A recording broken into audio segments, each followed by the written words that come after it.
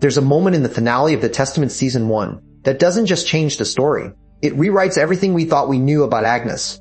And the most astonishing thing, the show doesn't shout about it. There's no dramatic music, no grand speech.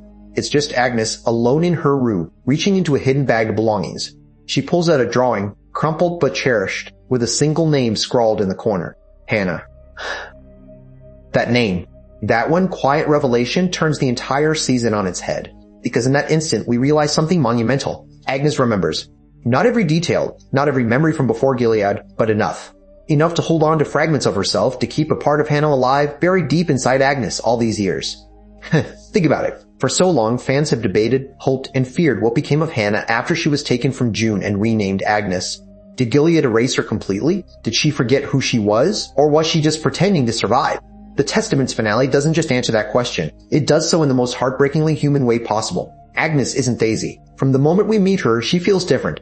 Daisy enters Gilead with fire in her eyes, questioning everything, ready to fight. Agnes, though, she's quieter, more controlled. She moves through Gilead like a shadow, adapting, surviving, speaking carefully, knowing the rules better than anyone. At first, it's easy to mistake that for acceptance, to think she's just another product of Gilead's brutal conditioning. But the finale forces us to see her differently. Because Agnes isn't just surviving, she's resisting in the only way she can. Every time the conversation turns to rebellion, to handmaids who fought back, Agnes reacts differently. There's a flicker in her eyes, a hesitation, like something inside her recognizes those stories before she even understands why. The show never spells it out. It trusts us to notice, to feel the weight of those silent moments. And that hidden bag? It's not just a collection of random keepsakes. It's a lifeline. In a world where women are stripped of their identities, Agnes protected those belongings, hid them away, preserved them secretly. That bag is proof. Gilead never fully erased her. The drawing of Hannah isn't just a memory. It's evidence that the real Hannah survived, quietly, stubbornly, underneath the surface. But here's the tragedy. Agnes has been shaped by Gilead. You can see it in her fear, in the way she represses her emotions, in the careful way she navigates every interaction. The show doesn't pretend she's untouched by the trauma. Gilead left its marks. But it never fully succeeded. Part of Hannah was always there, waiting. That's why the moment Daisy tells Agnes the truth about June is so devastating. It's not just information, it's an awakening. When Daisy reveals that June isn't just any handmaid, but the handmaid, the one who fought Gilead harder than anyone, Agnes doesn't just hear the words. She feels them. And then Daisy says the name, Hannah. That moment shatters something inside Agnes. It's not a dramatic collapse, not immediate tears. It's restrained, confused, overwhelming, like someone trying to process emotions and memories they buried for years. It's human. It's real. And it's the reason this scene hits so hard. The show understands something profound. In Gilead, identity doesn't disappear overnight. It gets buried under fear, routine, and survival. But it never fully dies. That's why the flashback from The Handmaid's Tale, where Hannah secretly signs her real name instead of Agnes, now feels so significant. It wasn't just a small act of rebellion. It was Hannah holding on to herself in the only safe way she could. And that might be the saddest part of Agnes' story. She spent years forced to suppress her real identity, to the point where even writing her own name was dangerous. That's how deeply Gilead controls people, not just physically, but psychologically. A system wants women to forget who they were, because memory itself is rebellion. But the finale changes everything. For the first time, Agnes isn't just surviving inside Gilead, she's starting to separate herself from it. And Becca's storyline is a huge part of that. When Becca's arrested, whatever faith Agnes had in the system is destroyed.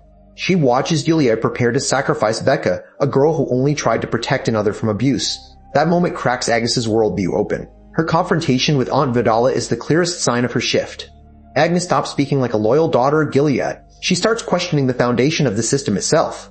Because if Becca is the villain for trying to do what's right, then what does that say about Gilead? And then there's the scene with Commander Weston.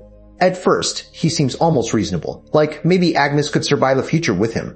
But the moment she admits that Dr. Grove abused her, everything changes. Weston's discomfort, his immediate emotional withdrawal, says it all. In Gilead, women are expected to endure abuse silently. The second they speak up, they're seen as damaged. Weston cancels the engagement, and Agnes knows the real reason.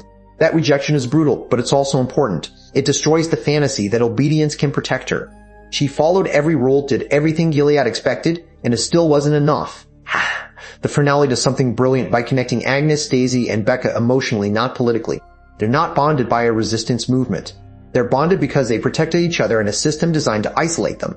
That's why the final scene between Agnes and Becca is so powerful. When Becca kisses Agnes, it's not out of pity or confusion, it's genuine love. And in Gilead, that's revolutionary. Because Gilead controls love, it decides who women belong to, who they can marry, what relationships are allowed. When characters choose emotional honesty anyway, it's an act of resistance whether they meant it to be or not. And then there's Daisy. She starts the season thinking rebellion is about missions and strategy. But by the finale, she understands something deeper. The real threat to Gilead is connection. Girls supporting each other, women protecting each other, refusing to let the system isolate them. That final narration about teenage girls isn't really about age. It's about what happens when a younger generation stops believing the lies they were raised with. And that's exactly what's happening to Agnes. For years, Gilead shaped her, controlled her, tried to turn her into the perfect obedient daughter. But underneath all that conditioning, Hannah survived. That drawing isn't just a memory, it's quiet resistance. The kind Gilead can't control because it exists inside her, long before it ever becomes external. And that's what makes Agnes so dangerous to Gilead now. She's no longer alone. She has Daisy. She had Becca. Even Aunt Lydia is starting to crack under the weight of what's happening around these girls. The system is weakening because the younger generation inside it is beginning to see through it. That final hallway scene with Agnes, Daisy, and Shunammite feels more dangerous to Gilead than any violent rebellion. Because now, these girls know who they are. And once people inside a system stop believing in it emotionally, collapse becomes inevitable. So, what does this mean for Agnes moving forward? It means she's not just a survivor anymore. She's becoming something Gilead fears most, a woman who remembers. And that, more than anything, is what makes the Testament's finale so unforgettable. Follow and subscribe to our channel, Movies and Series Madness, for more deep dives, emotional breakdowns, and the latest news on your favorite shows and movies.